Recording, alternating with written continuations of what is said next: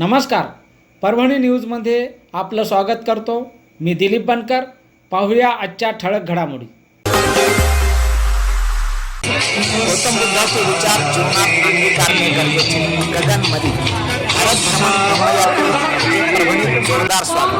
तथागत गौतम बुद्ध यांच्या विचारांचा अंगीकार करून जीवन सार्थकावे असे आवाहन सिने अभिनेते गगन मलिक श्रवण अशोक यांनी केले.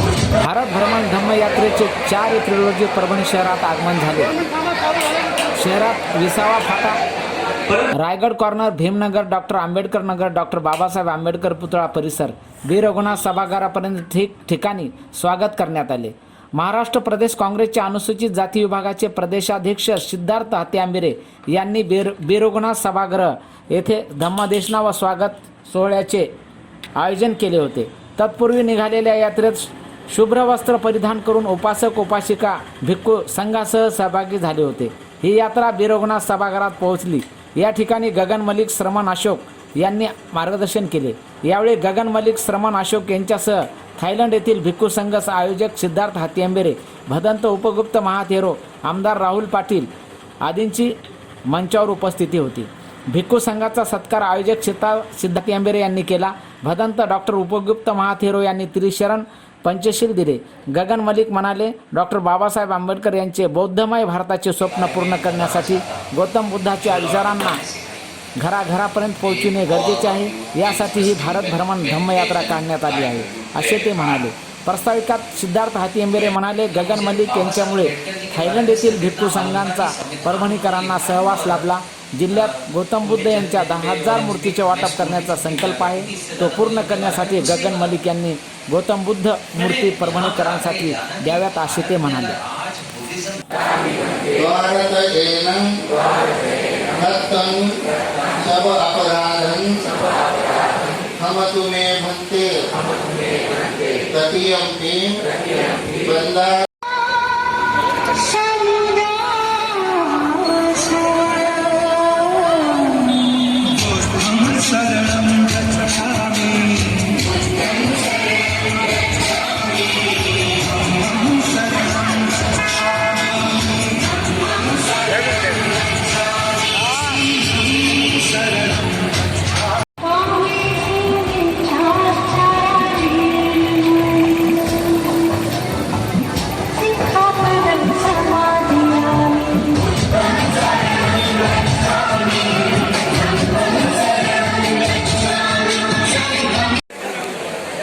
आपल्यामध्ये उपस्थित असलेले बंदेजी कृषीलांगू समर्थन बंदेजी मंचावर थायलंड येथून बँकॉकवरील आलेले तिसरे बंदेजी आहेत विनायक सुटी चुका चमनजी. यस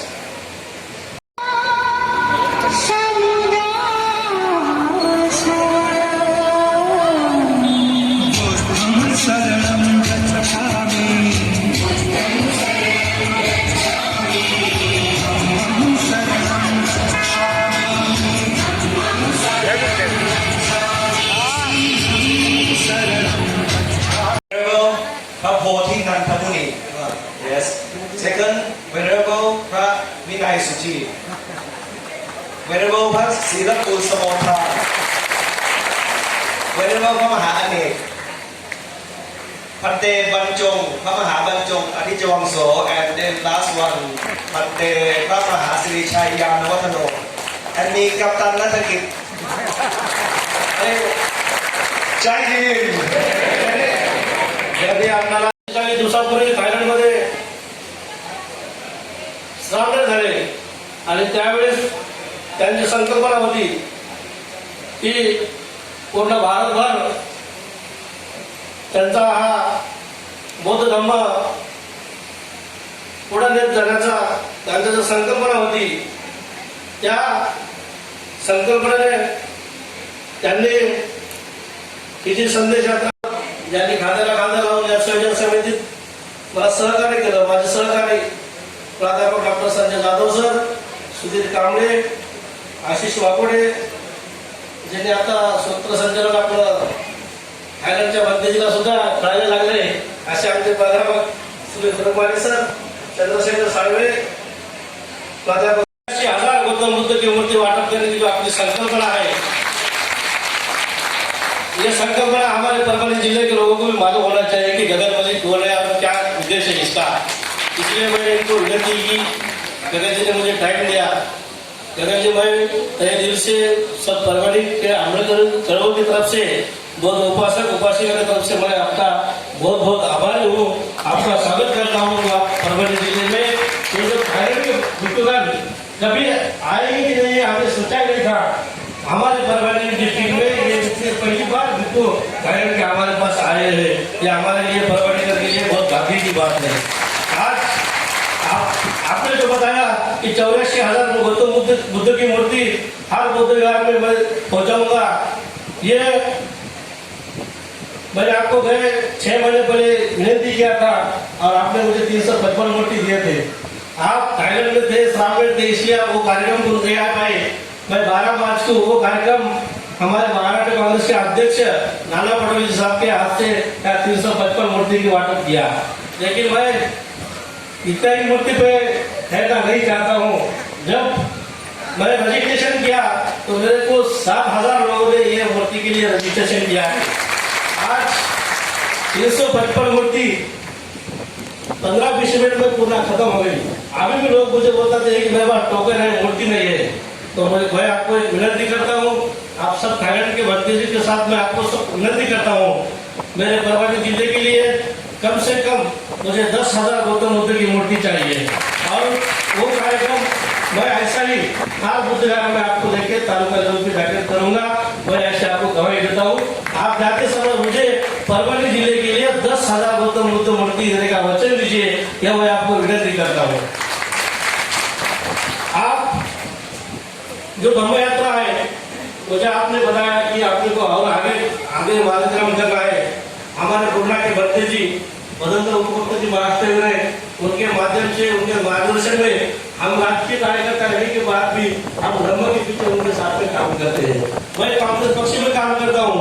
बहुत लोग मुझे बोलते हैं कि कांग्रेस पे काम करता हूँ। मैं वो लोगों को बोलता हूँ कि मैं पहले बाबा साहब अम्बेडकर के चौबे का कार्यकर्ता हूँ, बाद में कांग्रेस पक्ष का हूँ। ये मैं खास बात करके बताना चाहता हूँ कि गगन जी ने जो उपक्रम लिया है, और गगन जी के पास पूरा सब कुछ रहने के बाद अगर गगन जी मलिक का एक एक्टर अपने में बौद्ध धर्म स्वीकार कर बौद्ध धर्म के आगे चलना चाहता है, मुझे यही बहुत परभणी शहर के लोगों को कहना चाहता हूँ कि आप भी परभणी जिले का नाम बौद्ध धर्म का पूरे इंडिया में, ये थाईलैंड में एक नंबर का नाम महाभारत में जाना चाहिए, ऐसा मैं यहाँ पे सोचता हूँ। मैं गगन जी आपको और एक बात बताना चाहता हूँ। हमारे उपगुप्त जी महाराज श्री भरत जी को मैंने बताया कि आने वाले पीरियड में हमारे परभणी शहर में बुद्ध विहार बड़ा टेम्पल नहीं है। मैंने मेरे दोस्तों को हमारी महामंडला कमेटी के साथ चर्चा हुई। मैं आने वाले 2 महीने में परभणी शहर के पास 5 एकड़ जमीन में गौतम बुद्ध का विहार कुछ करने वाला हूँ। अब मैं आपकी तरफ से अपेक्षा रखता हूँ गगन जी, मैं आपके तरफ से एक अपेक्षा रखता हूँ। जैसी श्रीलंका का जैसे अभी बंदी जी ने 250 फीट मूर्ति का भूमिपूजन किया, वैसा पूरे इंडिया में एक नंबर की गौतम बुद्ध की मूर्ति सबसे ऊंची मुझे परभणी जिले में आपके तरफ से चाहिए। मैं आने वाले 2 महीने के अंदर परभणी के शहर के पास 5 एकड़ में जो हमारे सभी भगवान गौतम बुद्ध को मारने वाले हमारे परभणी जिले के लोग, ये सब हम धर्मकरण करेंगे। हमारे पास आज थाईलैंड के बंदी जाएंगे, इसके बाद दूसरे देश के विदेश के बंदी जाएंगे। आपके माध्यम से आप इतना सामने होकर आज सब फैमिली का त्याग करके आज आप गौतम बुद्ध की जयंती तक आप सामने रहने वाले हैं। ये हमारे लिए बहुत गौरव की बात है कि आपने वैसा स्नेह में लेता सामने रहकर बुद्ध जयंती तक कम से कम 60 दिन से भी ज्यादा आप सामने रह रहे हैं। ये हमारे लिए सबके लिए गर्व की बात है। गगन जी, मैं ज्यादा वक्त नहीं लेता हूँ। आपका प्रवचन है, बंदी जी का प्रवचन है। आप सब भिक्षुगण मेरे विनती से मानते थे आप थाईलैंड में आए। अभी फिर आपने हिंगोली से वर्धा से नागपुर का अपना जाना है। मैं ज्यादा वक्त नहीं लेता हूँ। ये सभी मेरे वो उपासक उपासिका ये सब नए दिल से 3 बजे से आपका रास्ता लेके आपको स्वागत करने के लिए आए वाले ये सभी बुजुर्ग ये सर्व बौद्ध उपासकांना मी सर्वांना विनंती करतो हे सर्व प्रवचन घंटेचं झाल्यानंतर आपण सर्वांनी खीर खाण्याशिवाय कोणीही जायचं नाही. ते जास्त वेळ तुमच्यात घेणार नाही. मी नेहमी तुमच्यासोबत भाषण करत असतो. मला तुम्ही सर्वजण आलात तिथं सर्व कार्यक्रम वंदीजींचं स्वागत केलं. सर्व doctor Dake sir, Khade sir, Shegar sir, Dhutkar sir, आमचे कार्यसभा आमदार 2 तासापासून आले ते सुद्धा इकडं थांबले स्वागतासाठी त्यांचं सुद्धा नेहमी आपल्याला सर्वांना सहकार्य असते. ते सर त्यांचं सुद्धा इथं आभार व्यक्त करतो आणि माझं भाषण मी संपवतो. जय भीम जय भारत. इतिहासामध्ये सुवर्ण अक्षरात गावा असा दिवस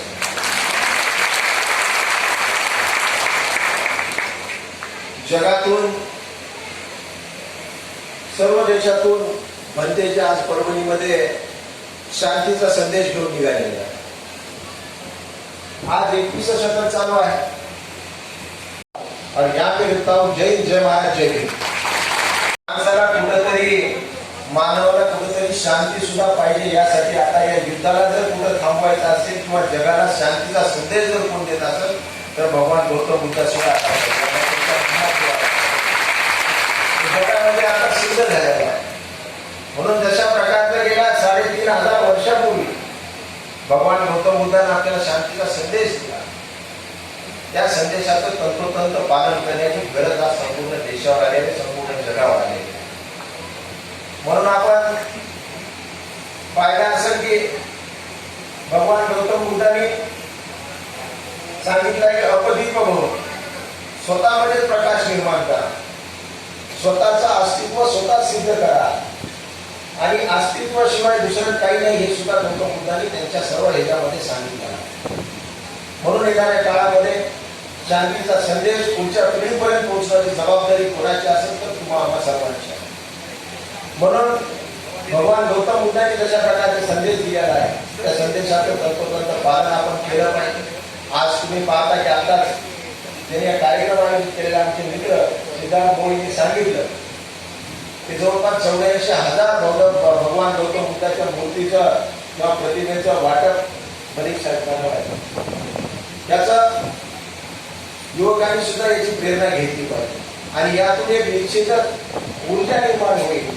आणि मरीजीला मी सांगू इच्छितो की यातूनच एक शांतीचा नवा संदेश या महाराष्ट्रातून, या परभणीतून, या देशातून निघेल एवढीच अपेक्षा यातून मी करतो. आज यहाँ पे आए आप सबका परभणी विधान और यहाँ पे लिखता हूँ जय जय महाराज जय भीम. तो मुझे बाबा साहब अम्बेडकर जी के बारे में सिर्फ इतना मालूम था कि संविधान उन्होंने लिखा है और उनके जन्मदिन पे और इंच भी हमें स्कूल की छुट्टी मिला करती थी. इससे ज्यादा मुझे उनके बारे में कुछ नहीं पता था.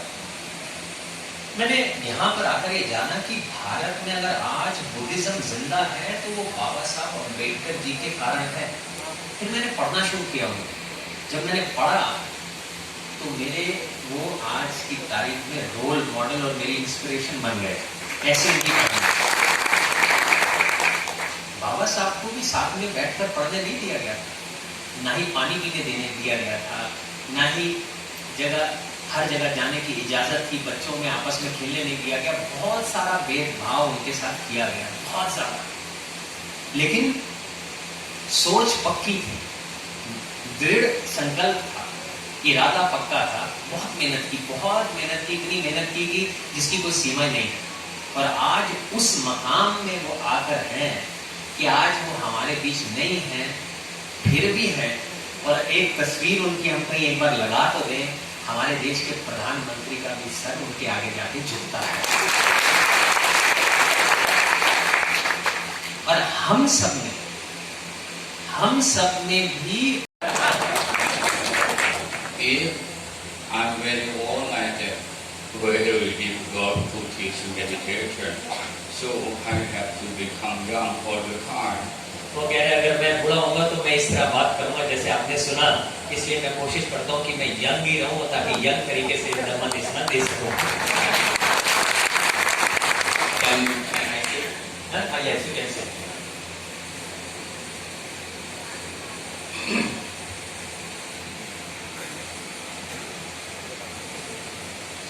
After Lord Buddha enlightenment, he never talking about build a temple or build Buddha. He talking about the how to remove the mind out from the suffering. जब बुद्ध एनलाइटन हुए थे तो उन्होंने कोई बुद्ध की मूर्ति की पूजा और इन सारी चीजों की बात नहीं की थी। उन्होंने सिर्फ ये समझाया था कि अपने दुखों को दूर कैसे किया जाए। In our Buddha teaching is the main thing is meditation. Buddha की मेन जो टीचिंग्स है वो मेडिटेशन के इर्द गिर्द घूमती है।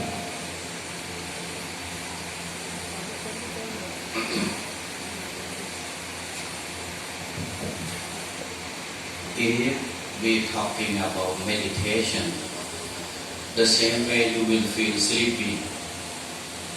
Because of meditation is we have to concentrate the mind. So when all of you meditation, always go like this. When you meditation at the temple, just go like this.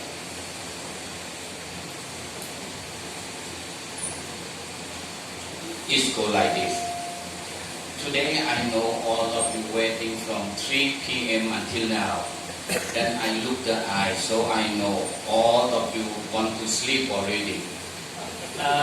Meditation कहते हैं, इन्होंने कहा है कि meditation जब हम करते हैं तो शुरू में लोग करना शुरू करते हैं तो मेडिटेशन कर रहे होते हैं तो मैं उनको देखता हूँ धीरे धीरे उनका सर ऐसे झुकते हुए जैसे उन्होंने अभी आपको करके दिखाया क्या हालत हो जाती है उनकी। और आज जैसे मैं देख रहा हूँ कि उनको मालूम है कि आप 3 बजे से हमारा इंतजार कर रहे हैं और आपकी आंखें ये देख पा रहे हैं और उनको इनको नींद दिख रही है।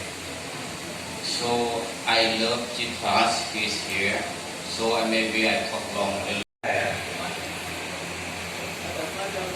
जय भीम।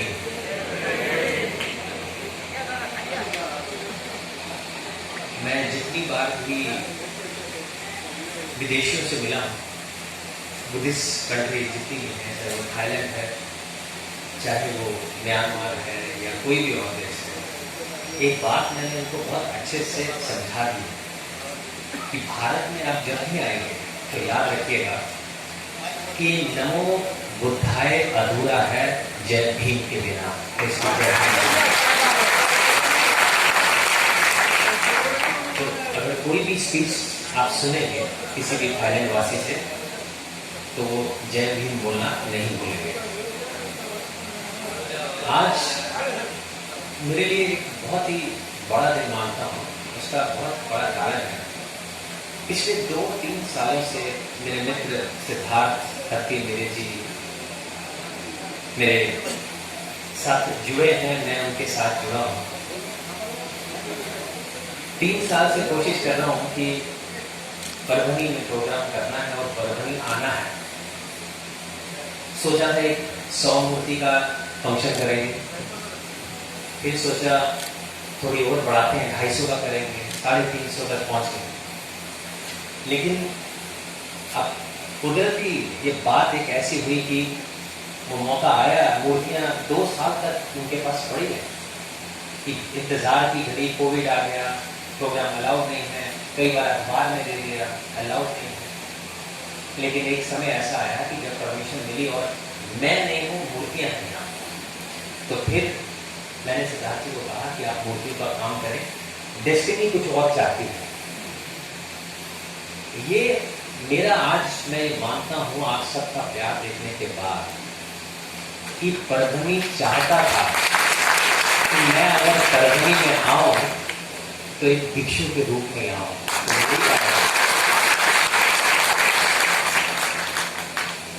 ये प्यार देख के बहुत अच्छा लगता है। कई बार हमारे माननीय राहुल पाटिल साहब भी आए, एकदम ग्राउंडेड है, कोई उनको देख के उनको समझ में आया कि बहुत ही ज़मीन के साथ जुड़े हैं, कोई प्राउड नहीं है, तो कहीं ना कहीं बुद्धिज्म से जुड़े हैं, क्योंकि वो भी हमें यही सिखाया। सिद्धार्थ जी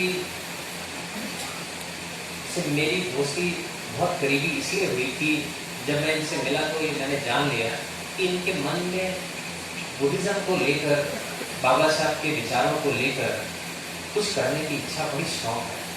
तो मेरे इनसे दिल मिले और आज हम एक साथ इस लक्ष्य को लेकर आगे काम कर रहे हैं। इससे पहले मैं और आगे बढ़ूँ, मैं आपको ये बताना चाहता हूँ कि अब उन्होंने मुझसे ये वादा मांगा कि मुझे यहाँ पे 10,000 मूर्तियाँ चाहिए जो लोगों में बांटी जाए, छोटी मूर्तियाँ घर घर आनी चाहिए यहाँ पर। तो मैं वादा करता हूँ कि 10,000 मूर्तियाँ परवनी में आएंगी।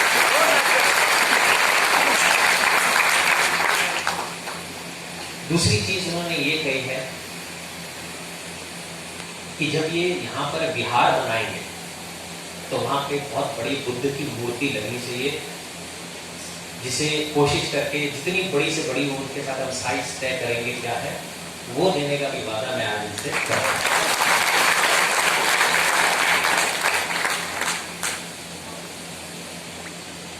मैं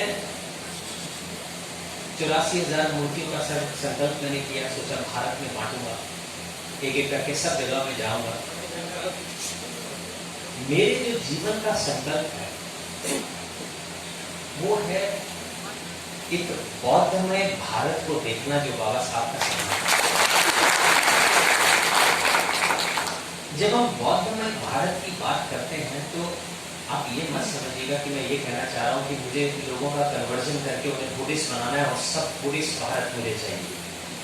बौद्धमय भारत का मतलब है कि लाइटनिंग इंडिया, एक ऐसा भारत जिसमें सभी धर्मों के लोग हों, लेकिन वो बुद्ध के धर्म का आचरण करें और एक अच्छे इंसान बने। याद रखिए, बुद्धिज्म जो है सारे धर्मों को जोड़ने का काम करता है। बुद्धिज्म का मकसद ये नहीं है कि किसी को बुद्धिस्ट बनाना, बुद्धिज्म का मकसद है एक अच्छा इंसान बनना। आप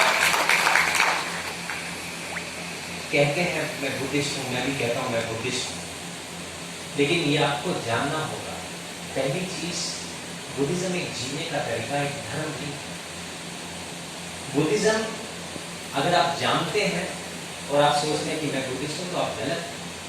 अगर आप ये कहते हो मैं बुद्धिज्म को मानता हूं इसलिए मैं बुद्धिस्ट हूं, तो भी आप गलत हैं, क्योंकि बुद्धिज्म न जानने का है और न मानने का है। बुद्धिज्म सिर्फ आचरण का है। अगर आप आचरण करते हैं तो अब ये हमें देखना है कि कितने लोग बुद्धिज्म का आचरण करते हैं। मैं थाईलैंड में गया, सोचा था कि अच्छे से ऑर्डिनेशन करेंगे। 15 दिन का सोचा था कि धम्म की बात है। सबने कहा था कि अगर आप धम्म का प्रचार प्रसार करना चाह रहे हैं तो कोशिश करिए तो धम्म को अच्छे से जानिए, जितना हो सके जानिए।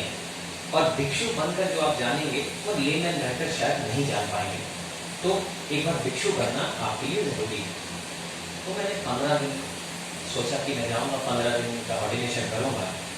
लेकिन जब मैं भिक्षु बना तो थाईलैंड के लोगों से इतना प्यार मिला, उनकी महासंघ ने इतना प्यार दिया कि आज 2 महीने हैं मैं अभी भी चिवर में हूँ। मैंने उनको कहा कि 84,000 मूर्तियां मुझे भारत में लेकर जानी है, मेरा संकल्प है। मैं सम्राट अशोक नहीं हूँ जो 84,000 स्तूप बना सकूं, मैं तो भिक्षु अशोक हूँ। तो मैं क्या कर सकता हूँ?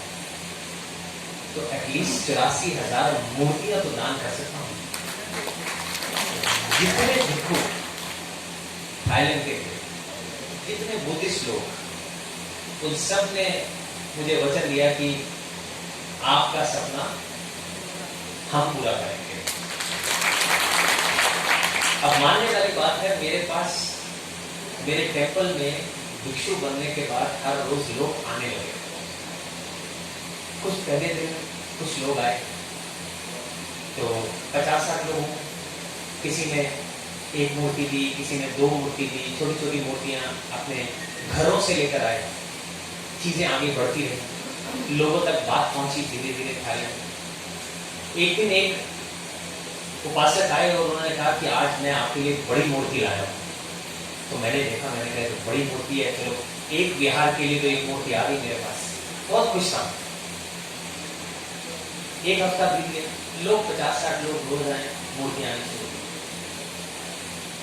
10वें दिन ये मंजर हो गया कि 50 से लोग 10वें दिन 500 हो गए। और वो 500 लोग एक मूर्ति नहीं, एक इंसान जो है कम से कम 10 से 15 मूर्तियां साथ ला रहा है।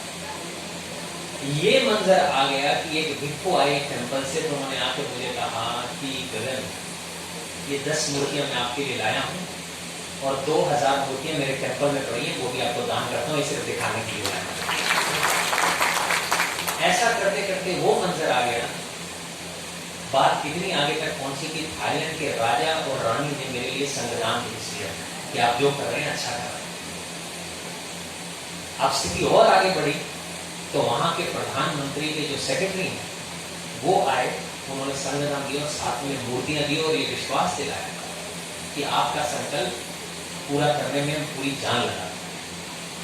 तो मैं जब वो देख रहा था, रोज सुबह 500 लोग उन्होंने आना और लाइन में खड़े होना, बहुत बुजुर्ग लोग, कई ऐसे लोग थे जो अपने घुटनों पर बैठ नहीं सकते, उनकी टांगे कांपते हुए हाथों से उन्होंने अपने घर की मूर्तियां, जिसे वो 50 साल से 30 साल से 20 साल से सुंदर मूर्तियां जिसकी वो पूजा कर रहे थे, उन्होंने मुझे दी और कहा कि ये भारत में ले जाओ, क्योंकि हम भारत ने हमें बुद्ध का धर्म दिया है, भारत में वापस बुद्ध का धर्म आना चाहिए। सोचिए उनके मन पर क्या बीतती होगी जब वो देखते होंगे कि भारत में आज बुद्धिस्ट पॉपुलेशन जो है धर्म को मानने वाली, वो केवल 1 या 2% बाकी रह गई है। इसलिए वो चाहते हैं, वही नहीं पूरा वर्ल्ड ये चाहता है कि कहीं ना कहीं हम एक रिवाइवल ऑफ बुद्धिज्म करें। जो बाबा साहब ने 1956 में चक्र चलाया था, वो चक्र और घूमना चाहिए। उसकी गति धीमी क्यों है? उसका कारण क्या है जो इतनी गति धीमी है? अब मैंने उसको स्टडी करना चाहा। जब मैंने उसको स्टडी किया कि जब बुद्धिज्म की बात आती है, मैं सब जगह जाता हूँ तो लोग बड़ा प्यार दिखाते हैं, दिल से, ऐसे लगता है कि दिल से आए हैं। ऐसा नहीं लगा कि किसी ने बुलाया है कि आपको जरूर आना है, दिल से कुछ करने की इच्छा रखते हैं, मैं जहाँ जा गया। तो बुद्धिज्म हम कहाँ? फिर मुझे समझ में आया कि हमें हमारे बुद्धिज्म जितने भी बुद्धिस्ट लोग उनमें एकता की कमी है। एकता की कमी होने के कारण जो है बुद्धिज्म राइज नहीं हो सका। आज जब हम बाबा साहब की बात करते हैं ना, तो उनका प्यार देखो। जब हम किसी में अकेले आदमी से बात करता हूँ ना, तो वो कहते हैं मेरे बाबा साहब। उनका एक 1-to-1 कनेक्शन है। मेरे बाबा साहब, मेरे पिताजी, वो मेरे हैं। हर जिससे पूछो वो मेरे हैं। ये उनका कनेक्शन था। आज जब बात आती है बुद्धिज्म को बढ़ाने की, कोई इवेंट करता है, जो बाबा साहब ने शिक्षा दी इकट्ठे होकर जाने के लिए, जो उन्होंने एक रिस्पेक्ट कमाई है, वो भूलकर अब हम एक दूसरे की टांग खींचने में लगे हैं। कोई फंक्शन करता है तो उसको ये लगता है कि कोई और आकर मेरी पब्लिसिटी ना ले जाए तो मेरा फंक्शन है। कोई और फंक्शन करता है तो उसको ऐसा लगने लगता है, वो भूल जाते हैं कि हम सब ने जाना तो एक ही चोटी पर है, और एक दूसरे की टांग खींच के नीचे खींचने हैं, तो नुकसान किसका करना है?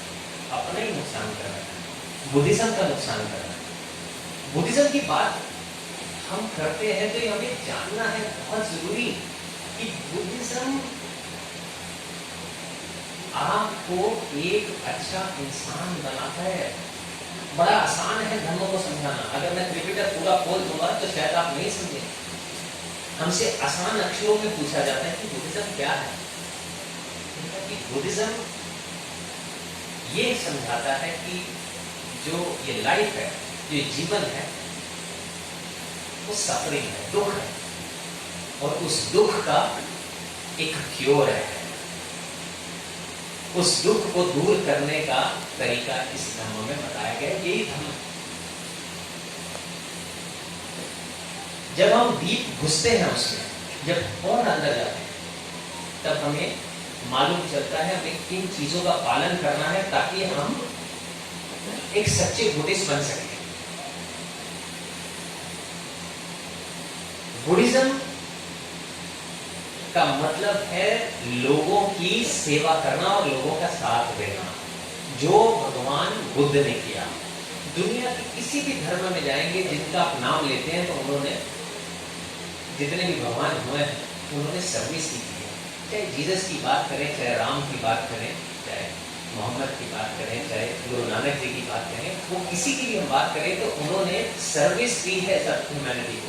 क्योंकि जो हमें दिल से खुशी मिलती है वो लोगों की सेवा करने से ही। हम रोड पर जा रहे होते हैं, कई बार कोई हमसे कोई भीख मांग रहा होता है खाने की, आप एक मदद कर देते हैं, इसको खाना खिला दो यार। वो खाना खिलाने के बाद जो आप महसूस करते हैं वो सच्ची खुशी है। उस समय लगता है यार मैंने कुछ अच्छा किया, आज मैंने किसी के साथ कुछ अच्छा कुछ कर दिया, लेकिन वो करके भूल जाते हैं। लेकिन ये भूल गए वो जो खुशी थी कुछ पल की, वो सही मायने में असली खुशी है और उसे और डेवलप करना है। हम जब बिहार में जाते हैं तो थाईलैंड में सब लोग बोलते हैं कि हम पुण्य कमाने जा रहे हैं। मैंने कहा कि आप दान कर रहे हैं या पुण्य कमा रहे हैं, इसमें समझ नहीं आया, जरा समझाइए। तो कहते दान तो हम कभी भी कर सकते हैं। ये पॉकेट से हमने 500 रुपए निकाले, 100 रुपए निकाले, किसी को दे दिए, दान कर दिया जो जरूरत था, इंटरनेट पे बैठे दान भेज दिए, वो तो दान। अभी पुण्य कमाना क्या हुआ? जब मैं आकर संघ को कुछ दान कर रहा हूँ, बिहार में आ रहा हूँ, वो कहते हैं इसमें 3 चीजें बढ़ती हैं, इसलिए वो पुण्य कमाना कहलाती है। पहली चीज, जब आप बिहार में जाकर आप दान करते हैं या सेवा करते हैं किसी भी तरीके की, तो पहली चीज जो आपके साथ होती है वो जेनरोसिटी ग्रोथ होती है, कि देने की भावना और बढ़ती है। जब वहां जाते हैं आप सेवा करते हैं, आप दान भी करते हैं, आप और भी बिहार के भी कुछ काम करते हैं। जब वो करते हैं तो अच्छा लगता है, तो दिल करता है कि कल फिर आके एक बार करें, बड़े मन को अच्छा लगा। वो भावना से आपकी जेनरोसिटी ग्रोथ बढ़ती है, देने की भावना और बढ़ती है, पहला। दूसरा, आपकी मॉरल ग्रोथ होती है। मॉरल से मतलब जब आप बिहार में जाते हैं तो आप ध्यान रखते हैं मैंने कपड़े अच्छे पहने हैं, आप ध्यान में रखते हैं कि चिल्ला के बात तो नहीं कर रहा मैं बिहार में जाते, शांति से बैठे, अच्छा एक दूसरे से गलत बात ना करो, बिल्कुल हर चीज का डिसिप्लिन, गंद नहीं मचाना।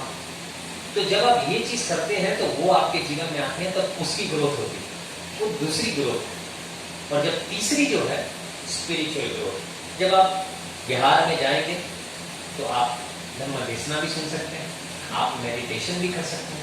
जब आप ये सब करेंगे तो आपकी स्पिरिचुअल ग्रोथ होनी शुरू होगी, आपको अच्छा लगेगा, आप वापस आना चाहेंगे दोबारा। जब इन तीनों का मिश्रण होता है तो उसको बोलते हैं पुण्य कमाना। तो ये अंतर है दान और पुण्य कमाने में। तो जब भी हम जाएं तो ये सोचें कि हमें पुण्य कमाना है, वो बहुत जरूरी है। आज आप सभी के बीच में मैं आया हूं और ये कहने के लिए कि ये जो मेरी धम्म रैली है एक छोटी सी रैली नहीं है, ये एक आह्वान है पूरे भारत के लिए कि अब बौद्धमय भारत की तैयारी होनी शुरू हो गई है। बाबा साहब का जो सपना है बौद्धमय भारत का, उनका जो सपना था रिवाइवल ऑफ बुद्धिज्म जो उन्होंने चक्र चलाया था, उसकी शुरुआत होनी इस धम्म रैली से शुरू हो गई है। इस एरिया में सिद्धार्थ जी से मैं बात करूंगा, एक पूरा एरिया जितने यहाँ बिहार होंगे जो वो बताएंगे, जितने भी बोल रहे वो उन पे छोड़ता हूं, 100 बोले 500 बोले 5000 बोले, जितने बिहार बोलेंगे सारे बिहारों में एक बढ़िया बुद्ध की मूर्ति मैं होने लगा। लेकिन ये बात याद रखिए, मेरी कोशिश जो मेरा फाइनल मिशन है वो बुद्ध की मूर्ति पहुंचाना नहीं, मेरा फाइनल मिशन है घर घर तक धम्म को पहुंचाना है, ताकि एक अच्छा देश बन सके, एक अच्छी सोसाइटी बन सके। आज हम उस मकाम पर पहुंच गए कि थाईलैंड की पूरी महासंघ, थाईलैंड के उपासक उपासिका, थाईलैंड की गवर्नमेंट पूरे दिलो जान से, तन मन धन से हमारा साथ देने के लिए तैयार है। मुझे क्या चाहिए? मुझे आपसे एक ही चीज चाहिए मुझे आपका साथ चाहिए। मैं आपसे पैसे भी नहीं मांग रहा, आप जो जो पैसे दे सकता है वो जरूर दे, क्योंकि पैसे के बिना भी गाड़ी नहीं चलती, हर चीज में करता है। लेकिन जो पैसे नहीं दे सकता वो सर्विस दे सकता है। बाबा साहब ने तो कहा था कि एक इनकम की अपना एक हिस्सा बुद्धिज्म के लिए रखिए साइड पर, अगर आप चाहते हैं बड़े आगे, क्योंकि कुछ भी काम करेंगे। आज ये भी कार्य हुआ है, हर चीज में पैसा तो लगेगा, लेकिन जब एकता के साथ काम करेंगे तो पैसे की कमी नहीं आएगी। और जो पैसा नहीं दे सकेगा वो अपनी सर्विस देगा। तो जब हम एक साथ होकर आगे बढ़ेंगे तो फिर तो हमें कोई रोक नहीं सकता, ये बात है। मैं हिंदू परिवार में पला हुआ, मैंने एक फिल्म की थी श्रीलंका में, श्री सिद्धार्थ गौतम, और भगवान बुद्ध का किरदार निभाया था उसने, जिसके लिए मुझे बुद्ध की पूरी कहानी पढ़नी पड़ी। और मैंने पढ़ी, और जब मैंने पूरी कहानी पढ़ी बुद्ध की तो मैं हैरान रह गया। आज तक ये मेरे सामने मेरे जीवन में आ ही नहीं। मैं ये जानता हूँ बुद्ध है बस वो शांति का प्रतीक है, इससे ज्यादा तो मुझे कुछ मालूम नहीं। और मैंने जब पढ़ा तो मैं बहुत इंस्पायर था, और वहाँ के सभी लोग मुझे बड़ा मानने लगे, बहुत ही आदर सम्मान देने लगे। और फिर मैं जब फाइनली जगह जगह, यहाँ तक जेल में भी गया और फिल्म दिखाई, तो जब मैं संत नायक से मिलने लगा तो उन्होंने मुझसे मिलने से इनकार कर दिया। तो सबको बहुत हैरानी हुई। तो उन्होंने कहा कि गगन बहुत इतना बुद्धिज्म फैला रहा है, वो पूरी कोशिश कर रहा है, धर्म जगह जगह लेकर जा रहा है, तो आप उस लड़के से मिलने से इनकार कर रहे हैं, समझ नहीं आया। तो उन्होंने कहा ये वो कर रहा है कि चालू आहे ना ते. मैं खुद तो खुश नहीं हूं, लेकिन खुशियां बांटने की कोशिश तेवढंच पुन्हा मग तेवढं जाईल ना. अब मैं अगर जगह जगह जाकर बुद्धिज्म या धर्म का प्रचार मुझसे पूछेंगे, मैं खुद ही बुद्धिस्ट नहीं हूँ, तो बुद्धिज्म का प्रचार प्रसार मैं कैसे कर सकता हूं? तो उस दिन आणि याचबरोबर हे बातमीपत्र संपलं. पुन्हा भेटूया पुढील बातमीपत्रात. शहरातील ताज्या घडामोडी जाणून घेण्यासाठी पाहत राहा परभणी न्यूज.